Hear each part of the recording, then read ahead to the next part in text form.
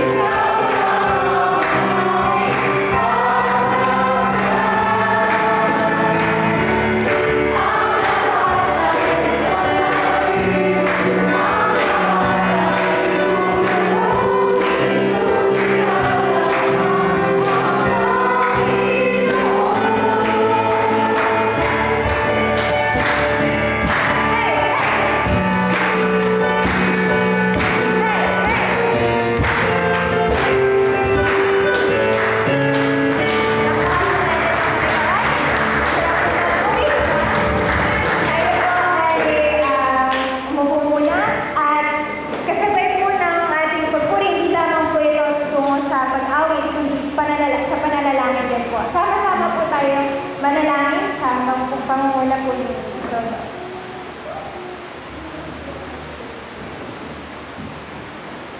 Pasalamat, manalangin lang sa Panginoon. Panginoon, maraming salamat muli sa umagang ito sa isang bagong kalakasan na pinagkaloob mo sa amin, Panginoon. Pagamat sa mga nakalipas na linggo, may iba't iba kaming pinagdaanan sa buhay. May iba't iba kaming mga hinarap, Panginoon, para sa aming pamilya, sa trabaho, at sa iba pang bagay. Salamat, Panginoon, sapagkat sa araw na ito, kami may kalakasan para dumalo sa gawa ng Panginoon.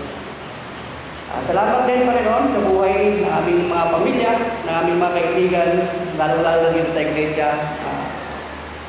Sa mga kapatid namin na hindi nakapunta, sa anumang dahilan, Panginoon, dumadalanan din kami na patuloy mo silang abutin ng iyong makapangyarihang gamay. Lord, sa lahat, dadalangin namin ang kabuuan ng aming iglesia, ang mga leader, Panginoon, ng bawat ministry. Dalangin namin na patuloy mo silang pagpalain at bigyan ng karunungan, Panginoon, kung paano nila i-handle o palalaguin, Panginoon, ang bawat ministry na kanilang pinangahawakan.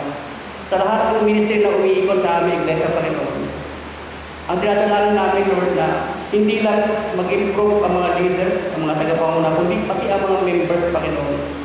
Ang bawat membro ng aming iglesia, Panginoon, ay mamunga, Panginoon, sa pamamagitan ng mga disciples, mga tagapanguna, sa Bible study, sa disciple group, Panginoon.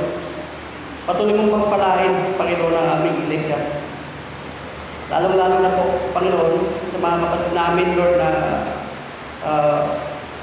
nagpapatuloy sa anumang hirap ng buhay, problema, nagpapatuloy, Panginoon, na tumamba at magpatuloy na tumamba sa iyo, Panginoon, gumanong sa mga gawain sa iglesia ito, Panginoon. Lord God, maraming salamat po sa tumulong sa lahat ng bagay sa aming buhay, Panginoon.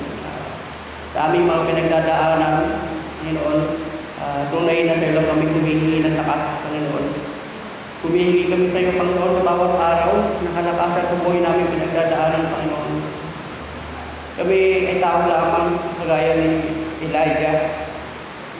Si Elijah, Panginoon, isang lipod mo, pero dumaranas siya ng maraming bagay, iba't ibang bagay, gutom, takot, pangamba, depression, Panginoon. Pero hindi mo sa pinabayaan, Panginoon, dumadalangin din kami, Panginoon. Tulungan mo kami. Ano man yung nanasin namin sa buhay ko, huwag mo kami hahayaan, Panginoon, na sa panahon kami natutuba na dadapa, Panginoon, patuloy mo kami ibago. At samahan mo kami, Panginoon, hanggang sa huli, Lord.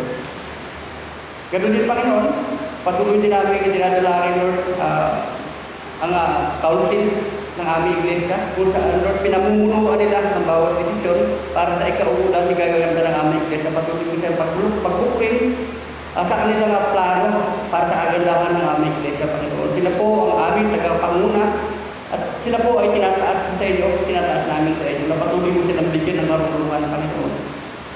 Para sa ikauulan, ikalalagupak ng aming iglesia, Panginoon. At nagpapasalamat din kami sa bawat pamilya, Panginoon, sa bawat membro, kabataan, kakanlayan, sa kasatayan, na nagpapatuloy, Panginoon, na maglingkod sa iyo, dumalo sa mga gawain ito, mag-participate, Panginoon, sa iba't ibang gawain. Panginoon, maraming salamat sa iyo. Patuloy kami dumadalangin sa iyo, Panginoon, sa pangailangan ng bawat pamilya, Panginoon. Lalo-lalo na sa pag-aaral ng mga bata na kailangan, Lord, financial, Panginoon. Patuloy mong pagpalain, Panginoon, ng aming buhay sa iba't ibang bagay na aming kailangan, Panginoon. Patuloy mong buksan, Panginoon, ang liwanag ng pagpapala para sa bawat pamilya ng iglesia ito, Panginoon. At nagpapasalamat din kami, Panginoon, sa iyo sa tulong mo sa amin, lalong-lalo sa Panginoon, sa mga kapatid namin na nagkaroon ng karamdaman itong mga nakalipat na araw. Tinataas namin sa iyo, Panginoon, si Daylin, dalangin namin ang healing. Patuloy mo sa paglingin sa kanyang karamdaman, Panginoon. Provide mo po ang kanyang pangangailangan, kalakasan, Panginoon. Nagpapasalamat din kami, Panginoon, para sa buhay ng malinis family na patuloy na tumutulong sa Kanya at sa buong congregation, Panginoon, para sa panalangin na iniaalay kay David para sa kanyang pagkakas. Ganun din, Lord, nasama na rin namin ko panalangin. Yung iba namin kapatiran pa na dumaranas, Panginoon, ang karamdaman. Si Kuya John, Panginoon, na patuloy na nakaranas ng pananakit sa kanyang karamdaman, Lord. Kung naliligid para kay Kuya John, Panginoon. Kay Kuya Matt, Panginoon, yung kanyang pandinig, dalangin namin na maging maayos na rin po. At sa iba pa naming kapatid na maaaring hindi namin maalala kung sino-sino sila, Panginoon, pero sila ay dumaranas sa karamdaman. Lord, we pray healing, Panginoon, para sa kanila lahat, Lord. Patuloy kami, Panginoon, na nagtitiwala sa iyo, Panginoon. Ang buong iglesia ito ay dinadalangin namin sa iyo, Panginoon, na ipapakita mo sa amin isang araw, tabi ay lalago, gabi ay may dadagdagan, dahil patuloy kami kilos, Panginoon, sa aming mga buhay, Lord. Patuloy mong pagpalain ng bawat isa. Pag-ingatan, lalo-lalo na rin po ang mga kabataan, Panginoon. Na huwag din sila, Panginoon, ligaw na landas. Patuloy sila maglikod kung maging tapat sa iyo, Panginoon. Ganun din, Lord, dadalangin namin yung aming bansa. Patuloy mong tulungan mga suliranin, lalo-lalo na po sa mga sigalot na nangyayari sa aming gobyerno. Sa alitan, Panginoon, away, Lord, dalangin namin patulungan mo ang bawat leader, Panginoon, tagapamuno ng aming bansa, Panginoon, na isipin na lamang ang kayapaan ng bansa kaysa sa pagkipag-away, pagkipagtalo. Lalo-lalo na tagal-tagal pong maayos yung problema namin sa Pilipinas. Sila hanggang ngayon ay naharap pa rin kami ng bansang tayo. We pray, Panginoon, ang lahat ng namumuno sa aming bansa, Panginoon, ay magkaisa ng pag-iisip para resolbahin anumang mga problema at dinaraan ng aming bansa. Dalangin din namin sa panahon na ito, ang tag-ulan, nananalandak na rin po. Dalangin din namin ang pag-iingat ng Panginoon. Hindi namin alam kung ilang bagyong malalakas pa ang darating, Panginoon. Kung kailan ito tatama, kung kailan darating, pero ang alam namin, meron kami Diyos, tutulong sa amin, didepensa sa amin sa panahon na matinding kalamidad na darating sa amin. Ay papasalamat kami, Panginoon, kung umagang ito sa iyo. Sa panibagong pagpapala na binigay mo sa amin. At ganoon din, lagi namin yung napanalangin, Panginoon, yung gagamitin mong takapagsalita, gaya ng aming laging dalangin, sa kanyang pagtayo dito sa harapan. Patuloy mong pagpalain, Silem, Lord God. Dalangin namin, Lord, na dumaloy ang iyong kapangyarihan sa kanyang buhay at mamutawag lamang ang iyong salita sa kanyang bibig. At maging pagpapala naman, Panginoon, sa aming lahat na makikinig. Kaya, Panginoon, patuloy namin i-invite yung presensya mo sa aming kalagitnaan.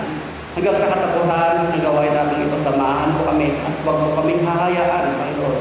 Lalo ba sa iglesia ito, Panginoon, na walang taglay na pagpapala na nanggaling at nagbuhat sa iyong mga salita. Kaya, Lord, pinabalik po namin sa iyo ang pinakamataas na umit ng papuri. Pasasalamat sa pangalan ng Diyos. Amen.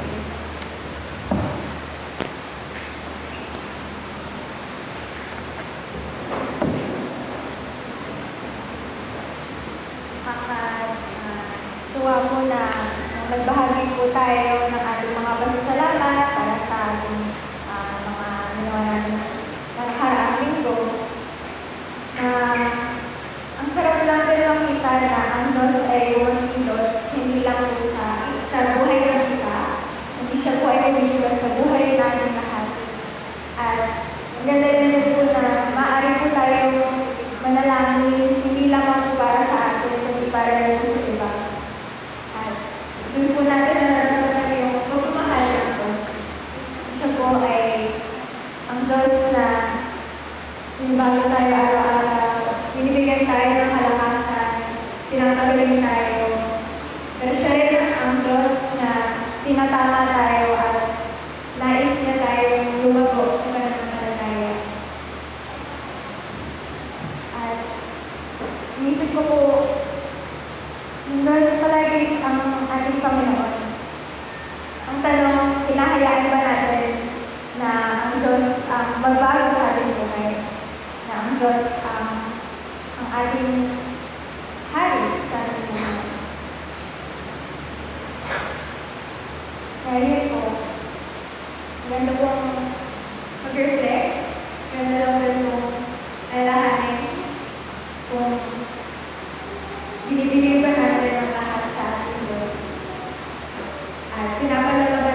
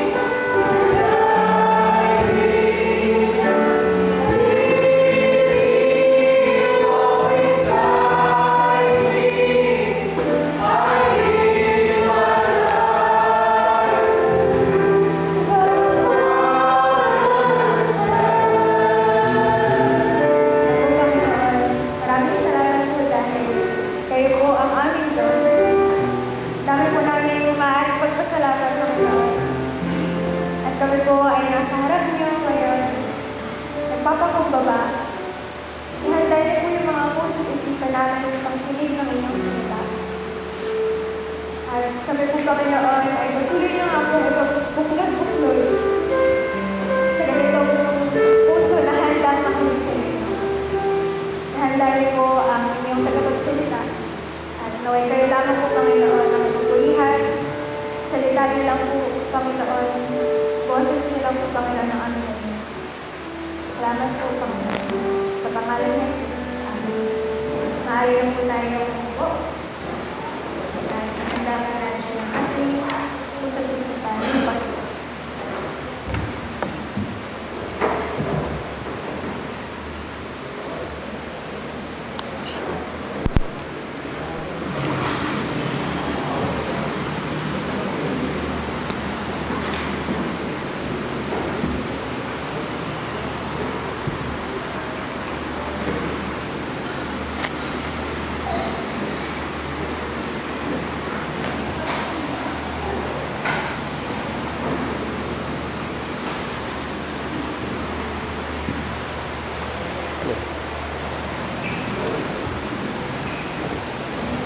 Magandang umaga po sa inyong lahat.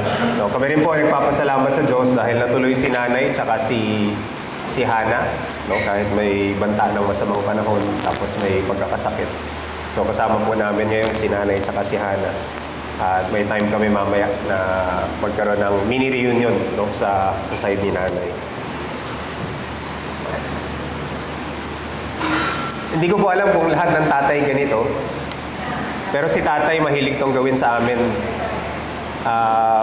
Kaya kung babalikan natin yung mga tinira namin na bahay, sa likod ng pintuan may mga mark ng sinusukat niya yung pag tumatangkad kami ni Hana. No, at least once a year yung pagsukat. Marami po eksperto na nagsasabi, nangyayari ito lalo na sa mga unang taon, no, ng development ng isang bata. In fact, sa unang taon ng bata, merong at least, ang tawag nila, 5 growth spurts. Yung biglang paglaki o biglang pagtangkad. Yung pag-aaralan po natin na mensahe ngayong umaga, may kinalaman sa growth spurt. No? Sa Book of Acts, may at least 4 na naitala at gusto ni Lucas na ma-convey talaga yun. Na lumago, dumami ang mga mananampalataya, lumago ang iglesia sa Book of Acts. No, bahagi ng ating talata ngayon sa chapter 2 verse 47, maliwanag doon, no? Araw-araw ay dinaragdag sa kanila. Sa chapter 5 verse 14, nadadagdagan pa ang bilang. Sa chapter 6 dumarami. At sa chapter 8 ang implied sa pagkalat ng mga mananampalataya ay patuloy na lumago sila. So, mahalaga na maintindihan natin at masagot, no? Kung talagang seryoso tayo sa paglago ng ating iglesia, ang Lord of Life, mahalagang masagot natin, ano kaya naging sanhi nitong paglago na to? At hindi ito sikreto, hindi ito sinikreto ni Lucas. Kaya, mga kapatid, no? Pakinggan natin yung salita ng Diyos dahil magiging kapaki-pakinabang lang ito kung patuloy natin itong gagawin. Si Lucas ay may 4 na binanggit na commitment or devotion ginawa yung unang church para patuloy siyang lumago. At ang sabi niya, they were continually, hindi lang isang beses nangyari, kundi patuloy nilang ginawa. They were continually devoting themselves sa 4 na bagay na ito. Apostles' teaching, fellowship, breaking of bread, and prayer. No? At ganito niya sinamarize yung unang section o broad overview ng paglago ng iglesia. Merong 4 na devotion, no, na silang ginawa. At mahalagang maintindihan to sa liwanag ng tema ng buong aklat ng mga gawa. No, ang Acts ay tungkol sa Acts 1:8. Paano lumago ang iglesia mula sa Jerusalem, Judea, Samaria at hanggang sa buong mundo. So kailangan maintindihan sa konteksto na 'yon. At pangalawa, yung immediate context niya sa Acts chapter 2. Kung babasahin po natin paano nagsimula o ano yung sinundan na talata nitong Acts chapter 2 verse 42, makikita natin nakaka-preach lang ni Peter. At merong 3,000 at least na naligtas sa kanyang pangangaral. So, pasok ang Acts chapter 2 verse 42 para ipakita na hindi lang maganda ang pangangaral, hindi lang mahalaga ang pangaral ng mabuting balita, lalo na sa context ng paglago ng iglesia, kundi mahalaga din yung follow-through care. No, paano palalaguin yung mga bagong mananampalataya. At kung meron silang 4 na ginawa, ito yung mga bagay na yun. Pwede po tayong sabay-sabay na tumayo. No? Gusto ko yung imbitahan. Buksan niyo po inyong mga Biblia sa Acts chapter 2, verse 42 to 47. Hindi ito yung unang beses na matutunghayan natin itong talata na to. Kaya ang panalangin ko po gawin ng Diyos na sariwa, no, sa atin yung ating matututunan. Kung meron po kayong mga Biblia, sa Acts chapter 2, verse 42, babasahin ko hanggang 47. No, sundan niyo po ako sa pagbasa. Ang sabi po sa ang salita ng Diyos, sila ay matatag na nagpatuloy sa turo ng mga apostol, sa pakikipag-isa, sa pagpuputol-putol ng tinapay at sa mga pananalangin. Nagkaroon ng takot sa bawat kaluluwa. At maraming mga kamanghamanghang gawa at mga tanda ang nangyari sa pamamagitan ng mga apostol. Ang lahat ng mga mananampalataya ay magkakasama at nagbabahaginan sa lahat ng mga bagay. Ipinagbili nila ang kanilang mga pag-aari at mga tinatangkilik at ipinamahagi sa sinumang may pangangailangan. Sila ay matatag na nagpatuloy sa templo araw-araw na nagkakaisa. Sila ay nagpuputol-putol ng tinapay sa kanilang mga bahay at tumatanggap ng pagkain na may kasiyahan at kababaang loob. 47. Sila ay nagpupuri sa Diyos at kinalulugdan ng lahat ng mga tao. Idinagdag ng Panginoon sa kapulungan araw-araw ang mga naliligtas. Manalangin po tayo.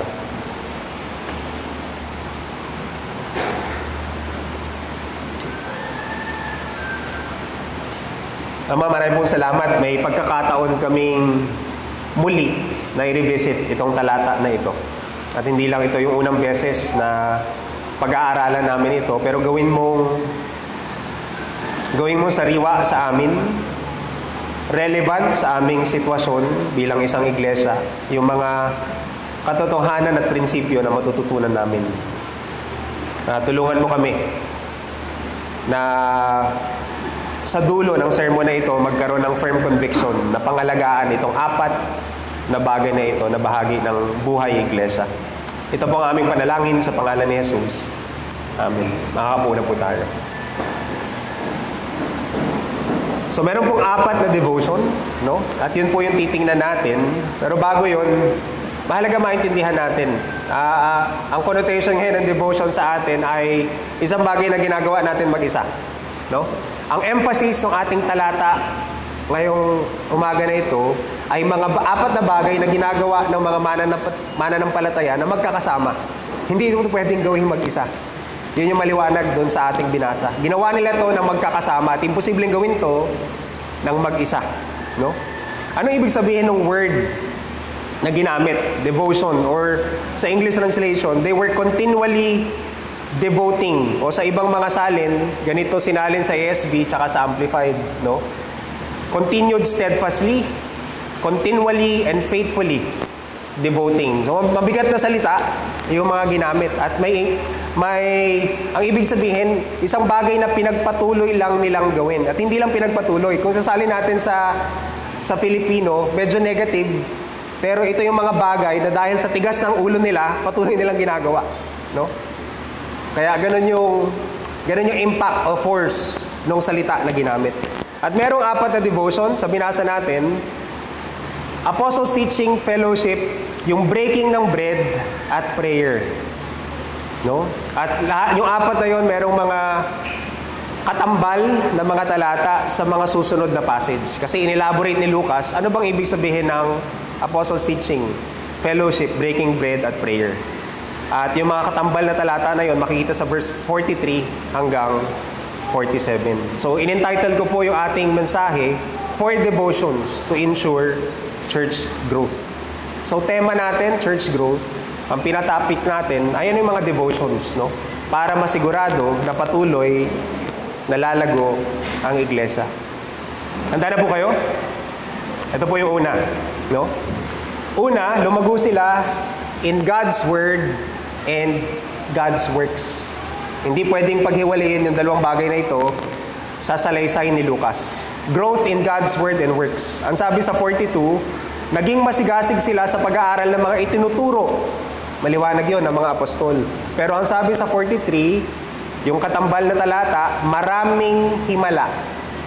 Maraming himala at kamanghamanghang ginawa ang Diyos sa pamagitan ng mga apostol. Kaya namuhay ang mga tao ng may paggalang at takot sa Diyos. God's Word. Ano po exactly ang apostles' teaching? No, dahil yun yung unang binanggit ni Luke, no, sa verse 42. Alam natin na maraming panahon, no, na ginugal ang Panginoong Hesus sa pagtuturo ng kanyang alagad. At marami tayong record nun sa Gospels. Pero pagdating sa Book of Acts, although may ilan, wala tayong exact na basehan ano yung content ng apostles' teaching. No? Pero marami tayong clue.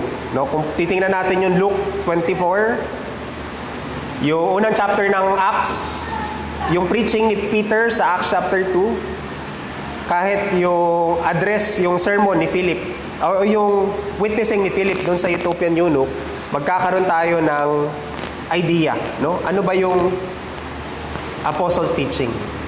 At maliwanag na may kinalaman ito sa buhay ng Panginoong Hesus. At bahagi ito ng kanilang binabalikan at tinuturo. No? So kay Pablo, kung babalikan natin yung mga sulat ni Pablo, maliwanag yung kanyang mensahe. No? Mahal ang Diyos ang mga taong kaya makasalanan, lahat ng taong makasalanan, kaya binigay niya ang Panginoong Hesus para magbigay ng walang hanggang buhay kung sino mang manampalataya sa Kanya. At dapat din itong pag-aralan, mga kapatid, sa background ng temple. Doon sa ating binasa, maliwanag na hindi tumigil ang mga bago mananampalataya sa pagsamba sa templo.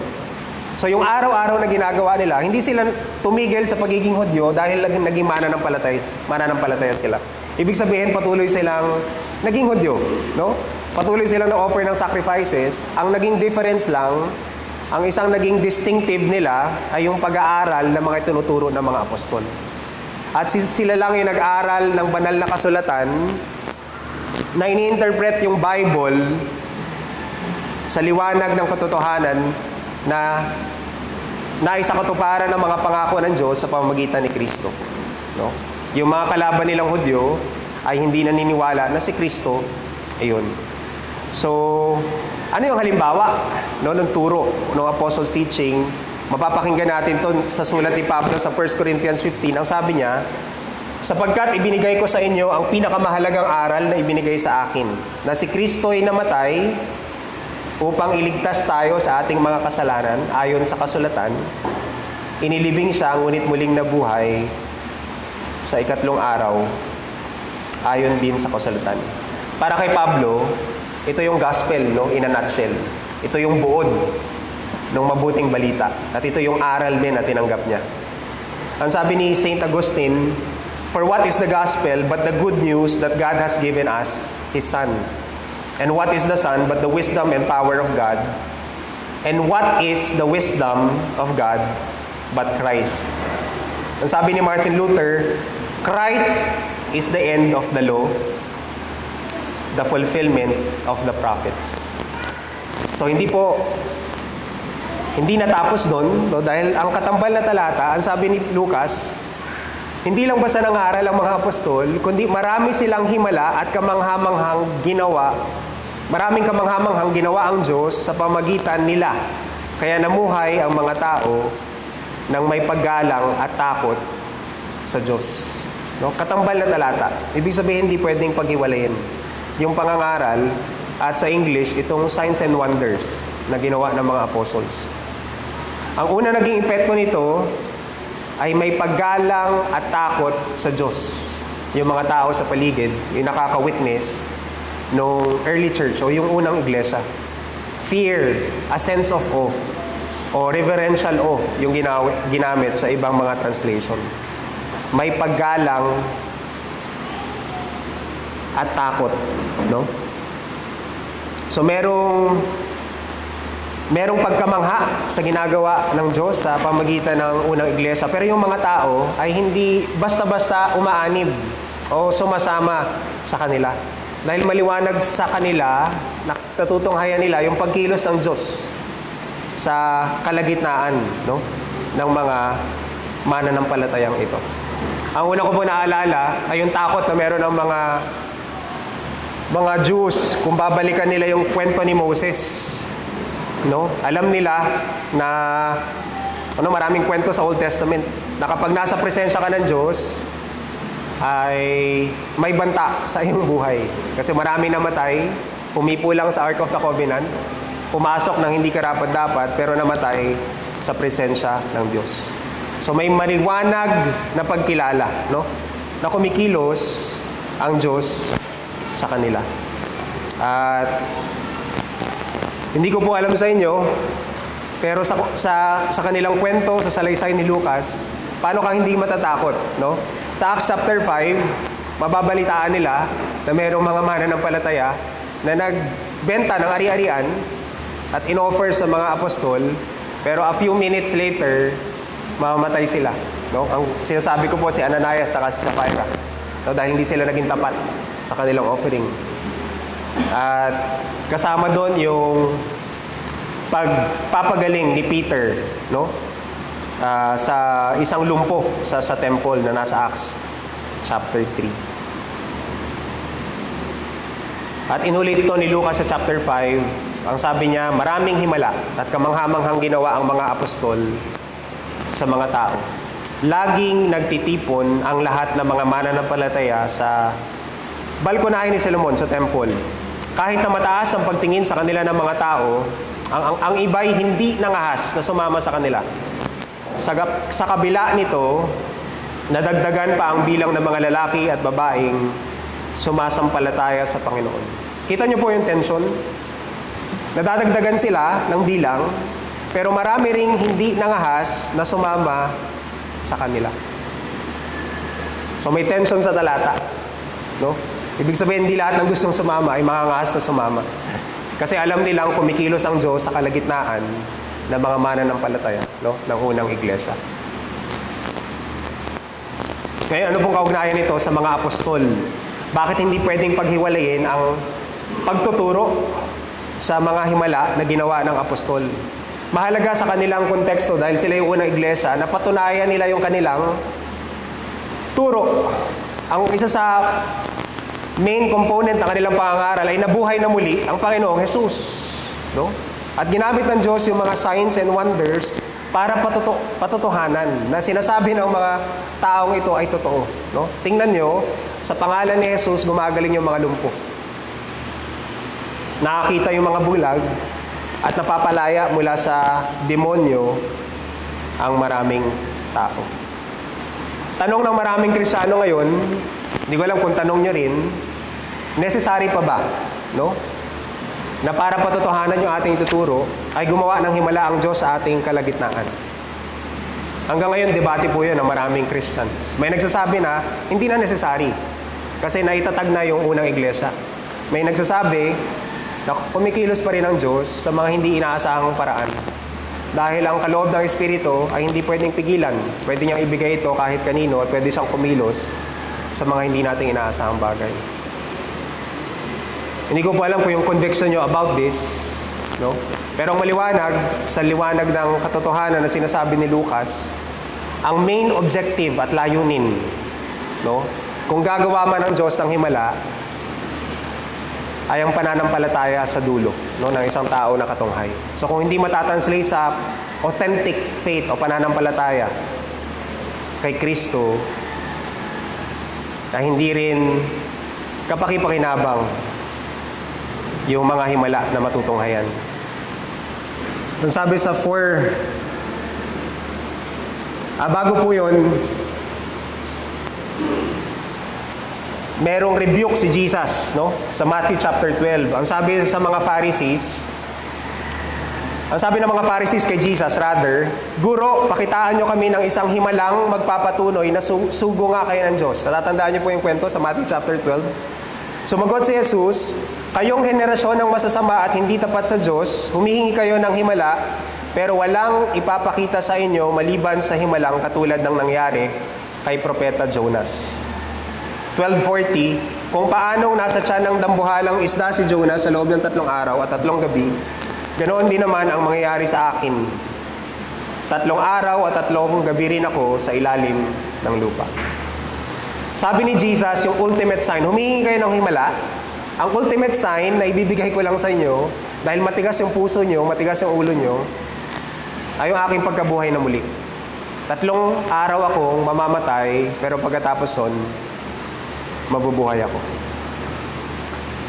Kung ano tayo sa punto na nagtatanong, gumagawa pa rin ng Diyos ang himala, ibinigay niya na yung pinakadakilang himala, na buhay na muli ang Panginoong Jesus. No? Mangingi pa tayo. Lahat ng nabuhay sa New Testament, katulad ni Lazarus, mamamatay uli. Pero sabi ni Jesus sa John chapter 9, lahat ng mananampalataya sa akin ay hindi na mamamatay. Christianity lang, no? Ang merong ganong kwento. Wala nang kwento sa ibang religion na meron silang Diyos na nagkatawang tao, namatay, tapos nabuhay. Tayo lang yun. Yung ating pananampalataya, yung pinanghahawakan lang natin ng ating pananampalataya, may ganun lang kwento. Wala nang iba. No? At based yun sa true story. Bahagi yun ng kasaysayan. At kailangan natin patuloy na panghawakan. Meron tayong katotohanan at pinatotohanan ng Diyos yung katotohanan na yon sa pamagitan ng pagkabuhay na muli ni Kristo. So patuloy ang paggawa ng mga apostol ng kamanghamanggang gawa. Sabi sa chapter 4, bilang patunay na ang Panginoong Hesus ay talagang nabuhay na muli.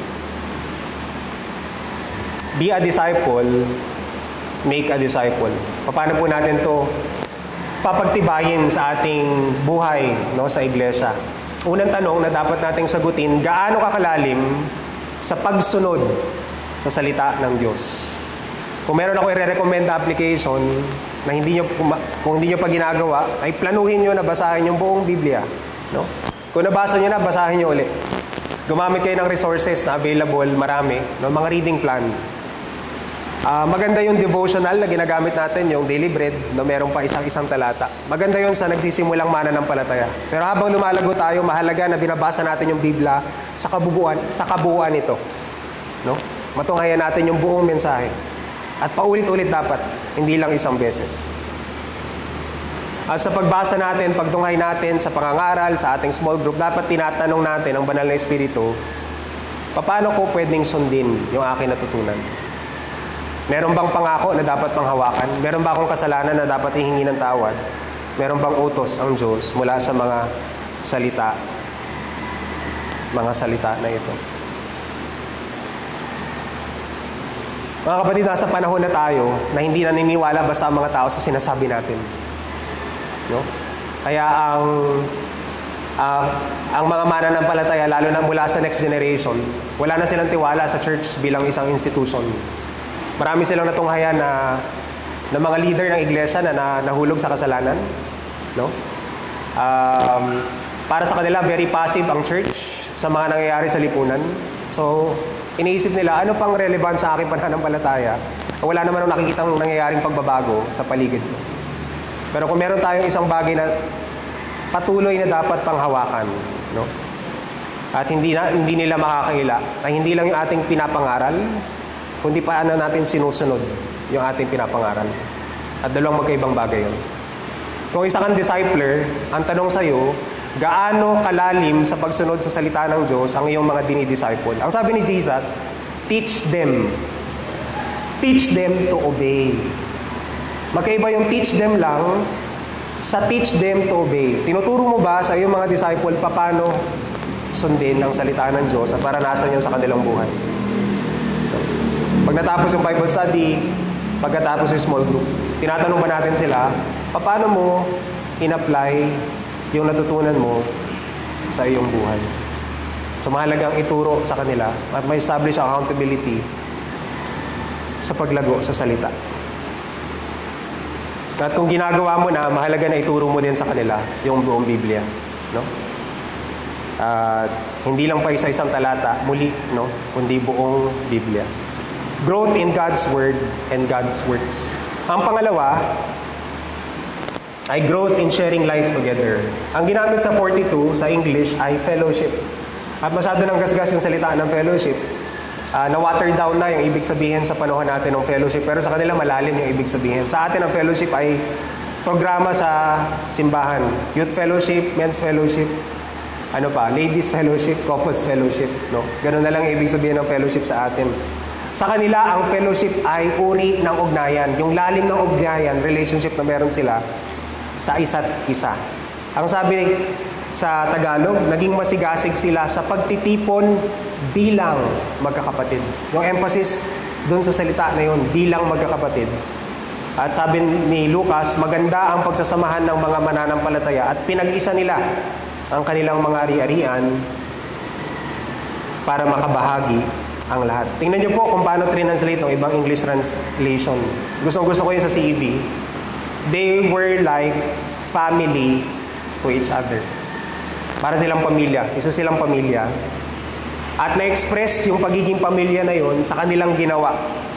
Very concrete at practical yung kanyang ginawa para maipakita na sila ay isang pamilya. At sila ay isa. Anong ginawa nila? They shared everything with each other. Binahagi nila ang kanilang ari-arian. Ganun po tayo sa pamilya, di ba? Natural sa atin na punan yung pangangailangan nung kasama natin sa pamilya. Sa kontekstong Pilipino, yung pamilya ay hindi lang yung immediate, pati extended. So may mga uncle, auntie na nagpapaaral din ng mga pamangkin. At gano'n yung picture ng unang iglesia. No? Isa silang pamilya, kaya walang naiiwan na membro. Tinutugunan nila lahat ng pangangailangan ng mga membro ng pamilya nila. No? At ginawa nila yon. Ang sabi sa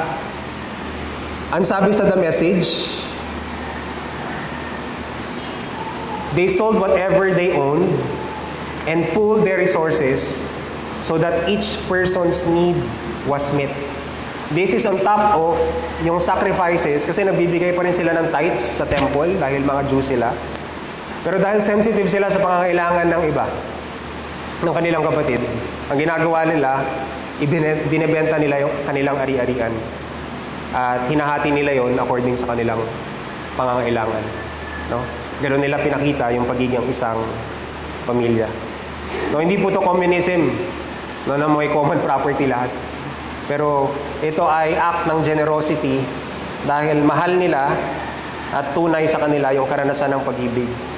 Ang sabi ni Apostle John, kung meron man sa atin ang nasa mabuting pamumuhay at nakikita ang isang kapatid na nangangailangan, ngunit hindi naman niya ito tinutulungan, masasabi ba natin na sumasa kanya ang pag-ibig ng Diyos? Mga anak, huwag tayong magmahalan sa salita lang, kundi ipakita natin sa gawa na tunay tayong nagmamahalan. At ganun nga yung ginawa. Ganun po yung ginawa, no, ng unang iglesia. Itinuring ng bawat isa na ang kanilang mga ari-arian ay hindi lang para sa kanilang sarili, kundi para sa lahat. No? At ganun din po tayo sa pamilya. No, kahit yung kasama natin sa pamilya na mahirap pakitunguhan, hindi natin matitiis. Ibibigay natin yung pangangailangan. Dahil ganun ibig sabihin ng pamilya. No? Kahit galit ka, kahit hindi okay yung relationship nyo, pero nakita mo yung pangangailangan ng kapatid mo, ibibigay at bibigay mo. Dahil isa kayong pamilya. Isang magandang halimbawa, yung ginawa ni Barnabas. No? So, isa siyang Levite at taga-Cyprus siya. Ang sabi sa Acts 34 hanggang 37, tinatawag siya ng mga apostol na Bernabe na ang ibig sabihin ay tagapagpalakas ng loob. ibinenta ni Barnabas ang kanyang lupa at ang pera ay ibinigay niya sa mga apostol. So hindi niya ibinenta yung kanyang ari-arian, kundi ibinenta niya yung surplus, yung excess ng kanyang ari-arian dahil nakita niya yung pangangailangan ng kasama niya sa pamilya. Be a disciple, make a disciple. Kung tagasunod ka ni Kristo, oo, born again ka na, pero bahagi ka ng isang pamilya. At hindi ka niligtas ng Diyos para mag-isa, no? Iniligtas ka niya para maging bahagi ng isang pamilya. So kung isa kang pamilya, isa tayong pamilya, kailangan una, pinoprotektahan natin yung mga oras na magkakasama tayo. Tama? Sa inyong pamilya, di ba? Mahalaga na magkakasama. Mahalaga na magkakasama sa pagkainan, pag kumakain. Mahalaga na sa isang araw merong panahon na magsasama. So mahalaga na protektahan natin yung oras na yun. At merong pangmalakihan na pagpupulong, pero meron ding intimate na mararanasan natin accountability at malalim na relationship. At yun yung function ng small group. Hindi natin mararanasan sa worship na ginagawa natin, yung nararanasan natin na lalim ng intimacy, accountability na meron sa small group. Kaya mahalaga meron tayong mga grupo. Maliliit na grupo. At ganoon din ang ginawa nila, no? Ng unang iglesia. Kaya kailangan, mga kapatid, na protektahan ito. Kung matagal ka ng mananampalataya, madalas gamitin or gawing analogy sa New Testament ng isang mature na mananampalataya, isang spiritual parent. Ganon si Pablo kay Timothy. Ang isang mature na believer ay isang kuya o ate. Kung wala ka pang dinidisciple, dahil isa tayong pamilya, maganda rin na meron kang aalagaan. No? Dahil bahagi din yun ng pagiging pamilya. Meron ka nakitang bagong mananampalataya, mahalaga na alagaan yung bagong mananampalataya yun. At pwedeng ikaw yung magsilbi na kuya at ate sa kanya. At hindi lang sa spiritual na aspeto, mahalaga din na ma-address ano yung pangangailangan, yung practical needs na meron siya. Bahagi ka ng pamilya, mahalaga na bahagi ka rin ng small group. So growth in shared life together. No? Yun po yung ibig sabihin, yun yung essence ng fellowship. Pagiging isang pamilya. Pangatlo, they also grew in gratitude for Christ's sacrifice. Sa verse 42, naging devoted, masigasig sila sa paghahati-hati ng tinapay. At yung katambal na talata, verse 46, ang sabi doon, nagtitipon sila sa templo araw-araw at naghahati-hati ng tinapay sa kanilang mga bahay. Lubos ang kagalakan nila sa kanilang pakikibahagi sa pagkain. So hindi lang sila basta nag-communion. Yun po yung maliwanag. But as they obeyed yung command ni Jesus to remember Him, they also shared meals together. So yun yung sinabi po sa New Living Translation, no? They shared their meals with great joy and generosity. They broke bread.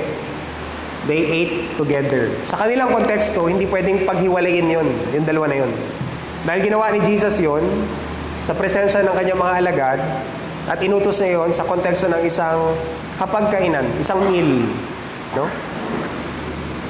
Kaya mahalaga sa kanila yun. At ginawa nila yun araw-araw. No? Ginawa nila yung communion at yung pagsasama-sama araw-araw. Ang sabi sa The Living Bible, they met in small groups in homes for communion and shared their meals with great joy and thankfulness. Ang tanong ko sa aking sarili, tanong ko sa inyo, bakit mahalaga na paulit-ulit? Tayo, once a month lang natin, inaalaala. Pero palagay nyo, sa kanila, bakit mahalaga? Paulit-ulit. Araw-araw, communion. So araw-araw tayo mag-prepare ng maliliit na baso tapos yung kinakain natin. Bakit mahalaga na ulit-ulitin? No? Unang dahilan, dahil yung sakripisyo na ito ng Panginoong Yesus ay paalala na ang lahat ay dahil sa biyaya. Yung ginagamit nilang tinapay sa kanilang Passover meal o sa kanilang communion ay tinapay na walang yeast, walang halo. Very pure. At merong ibig sabihin yon sa kanila. Malalim yung ibig sabihin. Pinapakita noon, sinisimbolize noon, yung katawan ni Kristo ay pure na naging sakripisyo para sa kanila. Kaya makabuluhan sa kanila every time no, na they do it. Dahil yung ginagamit nila na tinapay ay pure. Pangalawa, yung sacrifice si Jesus is an offer of reconciliation from God. Sa konteksto ng Middle East, tayong mga Pinoy, nakikilala tayo sa ating kultura bilang hospitable, yung ating hospitality. Kaya may bisita tayo, tapos kumakain tayo, sabihin natin, kain tayo, no? Ganun tayo. Pero sa kanila mas malalim, yung ibig sabihin. Kapag umupo ka at kumain kasama ng mga Hudyo, ang ibig sabihin nun, bahagi ka ng pamilya. Welcome ka na member. Yung bahay ko ay bahay mo rin, yung resources ko, resources mo rin. Yung protection ko, no? Sagot kita, ako yung bahala sa'yo, at wag mong alalahanin yung security mo dahil you are under my protection. Mas malalim pa yon sa konteksto ng magkaaway. Sa Middle East, hanggang ngayon ginagawa, para official na tapusin ang hindi pagkakasunduan sa dalawang magkaaway, mag-i-initiate yung isang party na mag-prepare ng meal. Pagpapakita na pinapatawad na kita, kaya pinapatuloy na kita sa aking bahay, at kaya makakasama na kita kumain. Hindi po madali, no? Kumain kasama yung kaaway. Kung meron kang sama ng loob, kahit sa kapamilya mo, no? Tapos kakain kayo ng magkasabay, hindi madaling gawin. Pero yung sakripisyo ni Kristo ay tanda sa kanila na God offered reconciliation. Yung dati niyang kaaway, ginawa niyang mga kaibigan. Yun yung ibig sabihin. Ang ibig sabihin, you have a place at God's table. Every time na naimbitahan kang lumapit, ang ibig sabihin nun, meron kang lugar sa hapagkainan ng Diyos. Dahil dati kang kaaway pero kaibigan ka na ngayon. At ganun kapangyarihan sa kanila. No? Kaya sariwa yung biyaya ng Diyos. Dahil palagi nilang tinatandaan, ginagawa. Yun yung ibig sabihin. No? Reconciliation. Nag-offer ang God ng reconciliation. At pangatlong dahilan, bakit mahalaga? Kung meron tayong dahilan para patuloy na magpuri, magpasalamat, ay yung sakripisyo na ginawa ng Diyos para sa atin. Ang communion, sa ibang tradition ay tinatawag na Eucharist o Eucharisteo. Ang ibig sabihin ng Eucharisteo is to give thanks. Magpasalamat. Every time na meron tayong communion ay pagkakataon para magpasalamat sa sakripisyo na ginawa ng Diyos. Bakit kailangan paulit-ulit? May nagsabi na we are what we repeatedly do. We are what we repeatedly do. May kinalaman yung ating paulit-ulit na ginagawa sa paghubog ng ating pagkatao. At yung regular na pag-aalala ng sakripisyo ng Diyos ay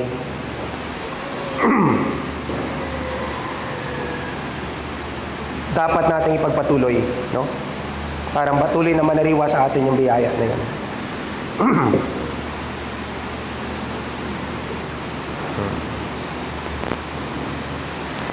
Nakalimutan ko na po, excuse me, kung sino nagsabi. Pero sabi niya, faith is strengthened in the present by remembering God's covenant-keeping deliverances in the past. Napapatibay ang ating pananampalataya dahil inaalala natin kung paano tumawad ang Diyos sa kanyang pangako. At tumupad siya.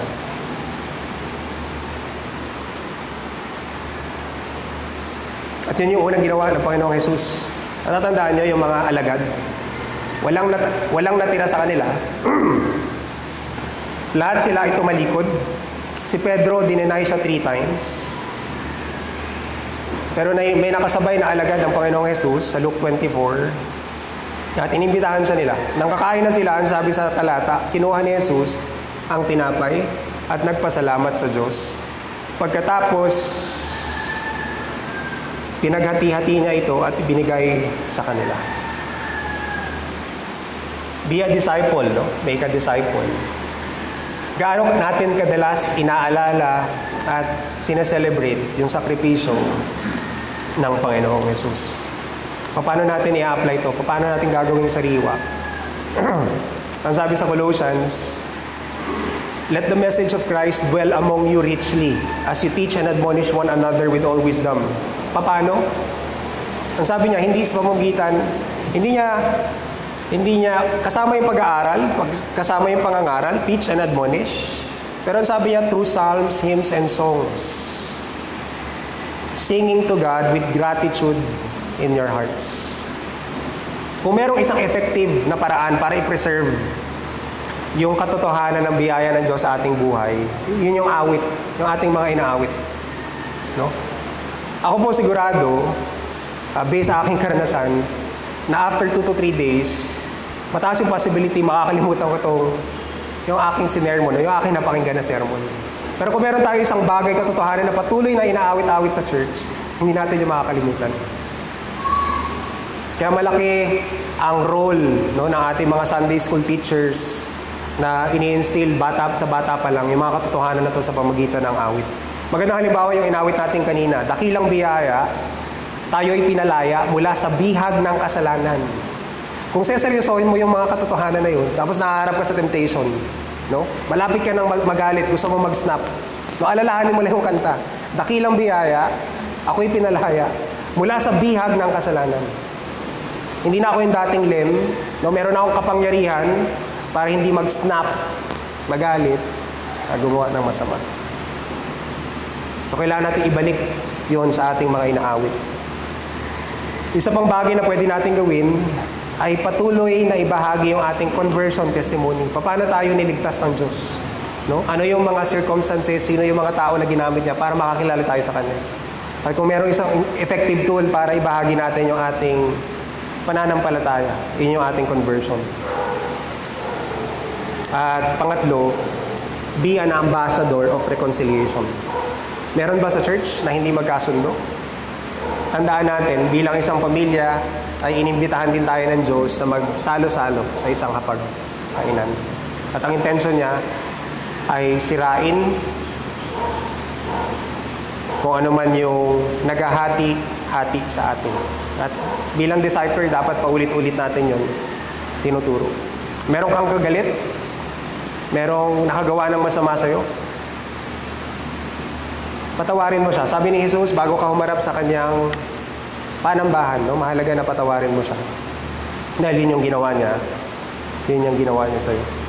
Makapangyarihan sa akin yung larawan na yung nabuhay na muli ang Panginoong Jesucristo. Siya mismo yung pumunta sa kanyang mga alagad. Yung mga alagad, nag-decide na sila na, sige, babalik na kami sa pangingisda. Kasi wala namang nangyari. Namatay din yung aming rabbi, yung aming leader. Pero ang una-una niyang ginawa, nung nagkita sila, first time face to face, nung nakita niya yung mga alagad sa malayo ng ingisda, tinawag niya sila. At nung lumapit sila at nakilala ang Panginoon, nakita nila na may inihandang almusal ng Panginoong Jesus. Meron ng isda na naluluto at meron din nakahandang tinapay. At yun mga kapatid, yung ginawa ng Diyos na pagpapatawad sa atin. Growth in God's Word, God's work. Growth in shared life together. Growth sa gratitude sa sakripisyo ni Jesus. At yung panghuli po ay growth in united prayer. At hindi natin to pwedeng isantabi o underemphasize.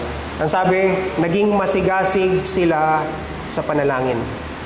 At yung katambal na talata, palagi silang nagpupuri sa Diyos. Paulit-ulit yon. Sa TLB, they joined with other believers in regular attendance at communion services and prayer meetings. At ganun nga yung makikita natin no, ng mga kwento sa Acts, no, sa chapter 4. Nung nakulong si Pedro at si John, bumalik sila sa kanilang mga kasamahan at ibinalita nila kung ano ang sinabi ng mga namamahalang pari at ng mga pinuno ng mga Hudyo. Nang marinig iyon ng mga mananampalataya, nanalangin sila sa Diyos. In fact, sa Book of Acts, 34 times na makita natin yung mga mananampalataya na nanalangin. 26 times lang sa Luke. Pero dahil isang isang work lang yon ng parehong tao, no? Ganon niya binigyan ng diin ng pananalangin. At nananalangin sila kahit saan. Nanalangin sila nung natatakot sila, hindi nila alam ang gagawin. Nanalangin sila sa upper room. Nanalangin sila nung naaresto yung kanilang mga leader. Nanalangin sila nung meron silang crisis na kailangan i-resolve, Acts chapter 6. Noong nakuling ulit si Peter. Nanalangin sila nung kailangan nila ng leader o mga missionaries na kailangan ipadala. Nanalangin sila nung kailangan nilang mag-appoint ng mga elders para magtanim ng mga iglesia. Panalangin. At malaking bahagi yon ng kanilang buhay iglesia. Tanong, no, at rebuke sa akin, how often do we pray with other believers? Nabanggit ko kanina na itong devotion sa to ay hindi natin magagawa nang mag-isa lang. Ang expectation ay kasama ang ibang mananampalataya. So how do we often pray with other believers? At ang susunod na tanong para sa ating mga discipler, paano natin tinitrain o tinuturuan yung ating mga dinidisciple para manalangin? Si Jesus, in-establish niya sa kanyang buhay yung regular rhythm and pattern ng pananalangin. At yun yung makapangyarihang modelo, halimbawa, sa kanyang mga dinidisciple. Dahil nakita siya ng mga disciple niya na palagi nananalangin, ay naintay sila at naging curious at first, naging interesado at natutunan nila yung kahalagahan ng panalangin sa buhay ng mananampalataya. They were united in prayer.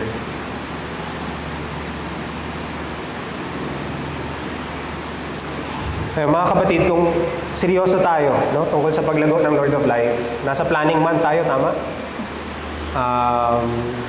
Karamihan ng mga leader na naglilingkod sa iglesia nito ay narito ngayon. Kailangan din nating i-evaluate yung ating iglesia sa 4 na devotions na to. Kamusta tayo sa paglago? Sa salita ng Diyos at sa sensitivity sa pagkilos ng Diyos? Paano tayo lumalago sa ating buhay bilang isang pamilya? Paano tayo lumalago sa ating pananariwa or gratitude sa sakripisyo ng Panginoong Hesus? At paano tayo lumalago sa panalangin? Kailangan yung 4 na yun. Kung wala o mahina yung 4 na yun, na hindi lalago. Hindi lalago ang iglesia. Kahit ano pang programa, yung gawin natin. For the last time po, basahin ko sa Pinoy version, no, kung di ako nagkakamali. Ang sabi doon, ginamit nila ang oras nila para matuto sa mga apostles. Nagsama-sama sila bilang magkakapatid. Nagsalo-salo sa pagkain ng tinapay at sa pagpe-pray.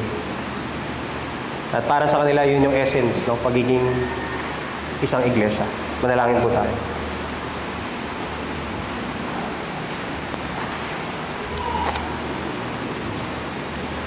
Maraming pong salamat. Salamat dahil palaging merong gabay. Kahit balik-balikan namin ang iyong mga salita, ay meron ka pa rin sasabihin sa amin. At kahit po kami bilang isang church, patuloy mo kaming gabayan sa 4 na bagay na ito. Tulungan mo kami suriin yung aming buhay bilang isang iglesia patungkol sa 4 na bagay na ito. At tulungan mo kaming palakasin sa mga area na nanghihina kami at ipagpatuloy kung saan kami nagiging tapat. Hindi namin ito magagawa sa sarili namin pong kakayahan. Walang programa or activity na pwedeng gumawa nito para sa amin. Pero hinihiling namin na kumilos ka sa aming buhay. At hayaan mo patuloy kaming mamunga, lumago dahil sa 4 na bagay na ito. Ito po ang aming panalangin sa pangalan ni Jesus. Amen.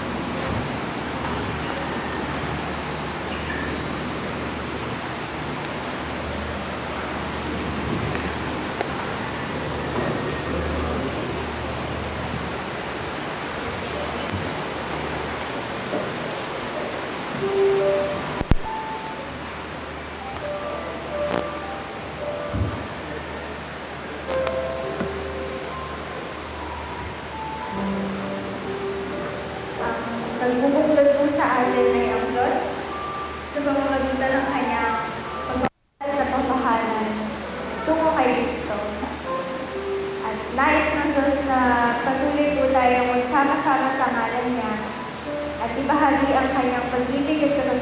sa isa't isa at sa iba pang tao.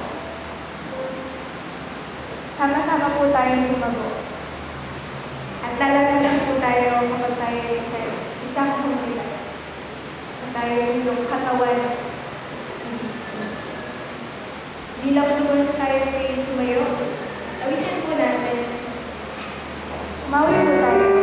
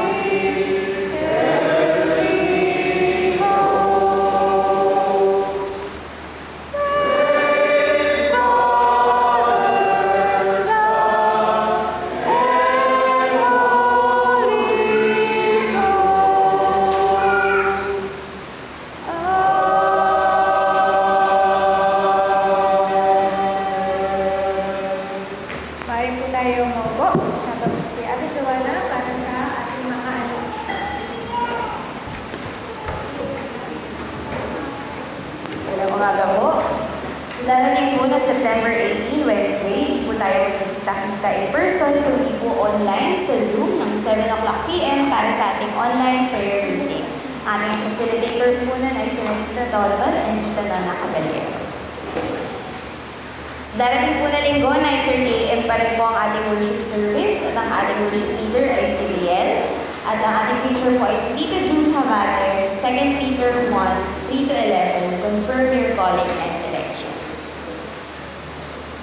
Pinapaalalahanan po ang lahat ng small group leaders na meron pong pinadalang survey si PLM sa ating group chat sa Messenger. At sana po ay mapunuan po natin yun bago po ang darating na 21.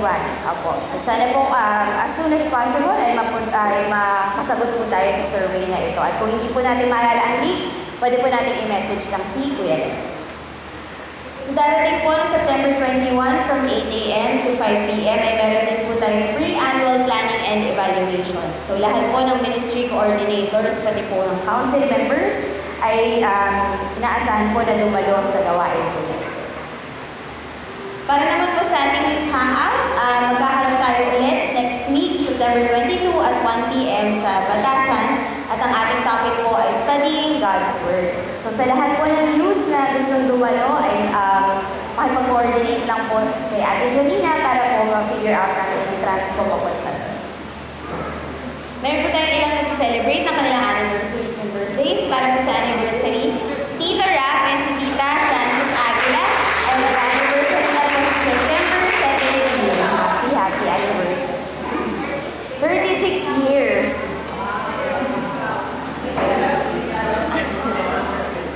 At parang may triplets po tayo nag-celebrate ng kanilang birthday sa September 21. Si James Dayag, si Jason Dayag, pati po si Jonas Galvez. So 3 Jays po. So patiin po natin sila. Pwede natin sila abutan na happy birthday.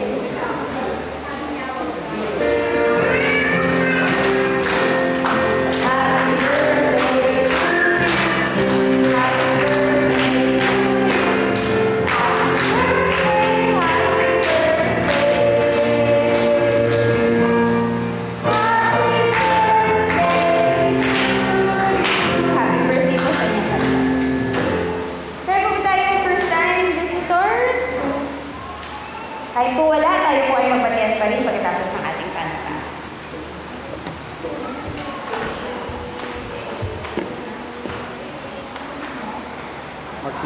Magsitayo po tayo lahat.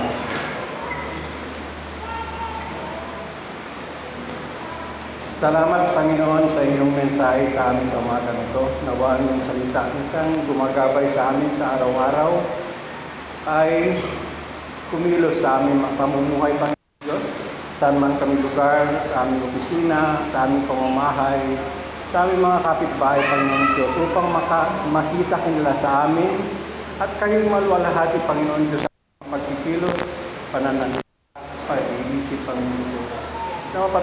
Patuloy niya kami encourage, Panginoon Diyos, sa pag-aaral ng iyong salita dahil napakahalaga po ang iyong salita na ito.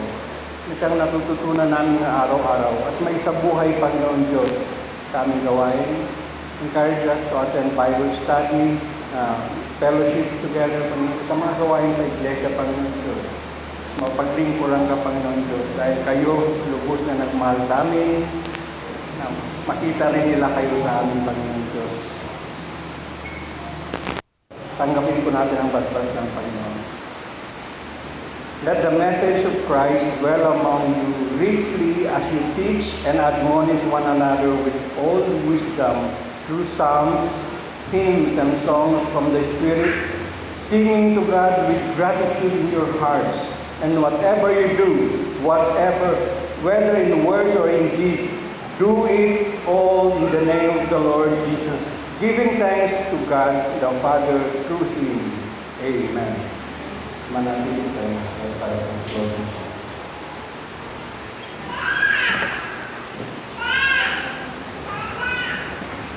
Tayo po ay lumago bilang isang pamilya, Kristo, pamilya na dinedeklara kung sino siya sa iba. Pinabahagi ang ating buhay